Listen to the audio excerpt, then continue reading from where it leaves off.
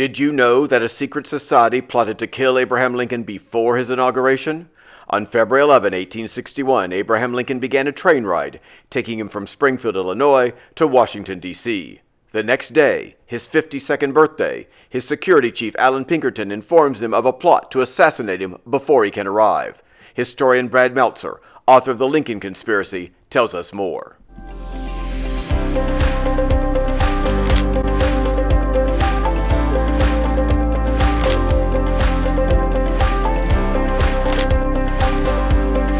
We all know the story of how John Wilkes Booth ended Abraham Lincoln's presidency. But this is, of course, the story about the secret plot to kill Abraham Lincoln at the very start. Because what happened is, to be sworn in and to raise his right hand and be sworn in as the 16th president of these United States, Abraham Lincoln had to take a train from his home in Springfield, Illinois, had to go to Washington, D.C. The only way to get there is you had to go through Baltimore. And Maryland at the time was a slave state. So the plot was very simple. A secret society planned to kill Abraham Lincoln when he came through Baltimore, ending his presidency before it even began. You're on a train in the middle of the night. On this train, lots of passengers. Among the passengers, we're focused on three of them. There is a businessman, there's a woman, and there's her invalid brother. But none of them are who they say they are. The man is actually famed detective Allan Pinkerton. He's the businessman. And he's the head of the Pinkerton Detective Agency. The woman is Kate Warne. She's America's first female private eye. And her so-called brother is not her brother, and he's certainly not an invalid. That is actually Abraham Lincoln. He's in disguise. They give him a code name, and they put him on board this train to sneak him away in the middle of the night to avoid the secret society that's trying to murder him. And this story, it reads like a thriller. It's all real. It all really happened. And it kind of almost begs the question of, why don't we know this story? How can we not know that someone tried to kill Abraham Lincoln? And I will tell you that this was the biggest story of the day when it happened. Front pages of all the newspapers, so many newspapers, I should say. But what happened soon after is the Civil War exploded. And then 4 years later, Abraham Lincoln takes a bullet in the brain. And when that happens, this story becomes a footnote that no one cares about, but not to me. And so Josh mentioned, who's my co-writer on the book, we were looking at a lot of different Lincoln stories.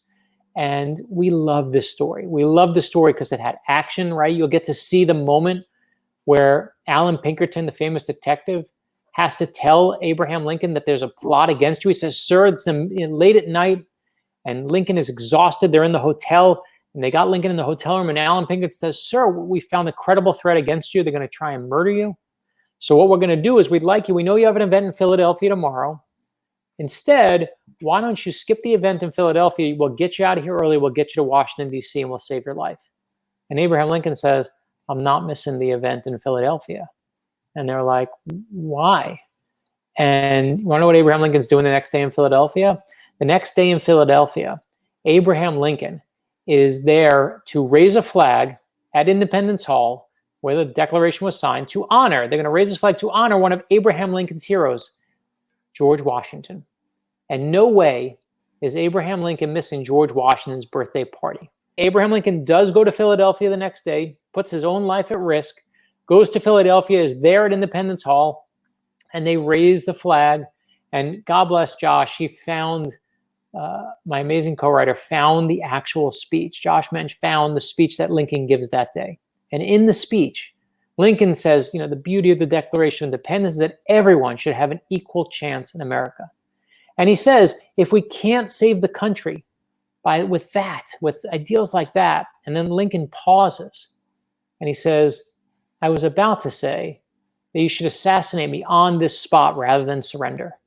And I love the fact that Abraham Lincoln, in that moment, he knows there's a secret plot to kill him. When he says, "Assassinate me on this spot," it's soon after that moment is when they whisk him out of there. They get him out of there. They put him in the disguise. The secret society that's trying to kill Abraham Lincoln is an offshoot of a group called the Knights of the Golden Circle. And the Knights of the Golden Circle, I'll tell you what they wanted. They basically wanted a golden circle in the southern part of the United States, in Mexico and the Caribbean, draw a big circle around that. They called that their golden circle. And the Knights of the Golden Circle wanted that circle to be a place where slavery would live forever. That's what they wanted. They saw if you were white, you were far superior to anyone who was black, and that's how they saw the world. And as a result, they saw Abraham Lincoln as a public enemy number one. Abraham Lincoln, obviously was someone who was, did not run on a pro-slavery platform. He was against slavery. He didn't know if he was going to do away with it. Obviously, he wasn't even there yet. That kind of came later, but he knew he didn't want it to grow. He said it's morally wrong in his speeches when he ran for the presidency. And they saw that as like, we got to get rid of that guy because he's going to come in and ruin our way of life. And we want slavery to be there forever. So they plotted to kill him. In one of their meetings, they draw straws to see who will be the one to pull the trigger on Abraham Lincoln. Whoever draws the shortest straw, that's the one who has to pull the trigger. There's not just one short straw. And they don't want anyone to know who drew it, because if we all get arrested, they don't want you to rat out everyone else. But there's not just one short straw. They were smart. There's a backup plan. Allan Pinkerton is this amazing private eye. He basically was working in Chicago, wanted to hang out a shingle because he wanted to fight crime. He's kind of like Batman in the 1860s. And he says, the cops he's worried are a little corrupt, so he's going to fight crime himself. And on his shingle, it's the Pinkerton National Detective Agency, is a big giant eyeball. And that is supposedly where we get the word private eye from, is that big eyeball. And it says under it, we never sleep. And the Pinkerton Detective Agency, they're amazing at what they do.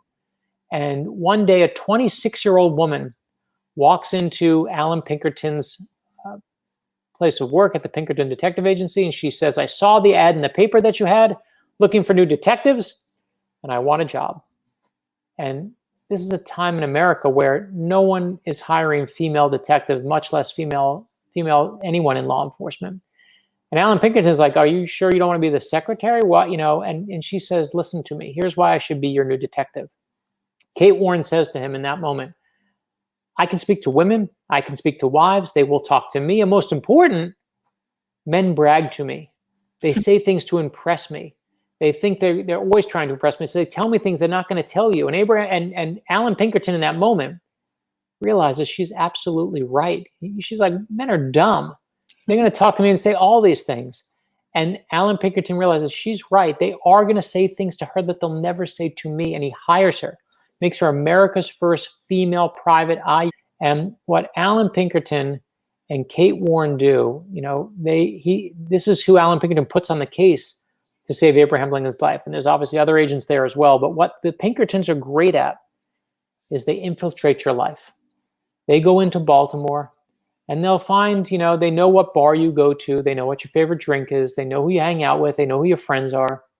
They research you behind your back, so you never know. So you get into the bar, and just as you mosey up to the bar, they'll say, oh, I'd like a scotch and soda. And you go, wait, that's my favorite drink. How'd you know that? Oh, that's great. We have the same drink. And then you go, oh, I'm new here in town. And they say, oh, you know anyone in town? You say, no, the only person I know is, Casper. And you go, Casper, wait, he's my friend. We have a friend in common. And now you're suddenly talking to each other.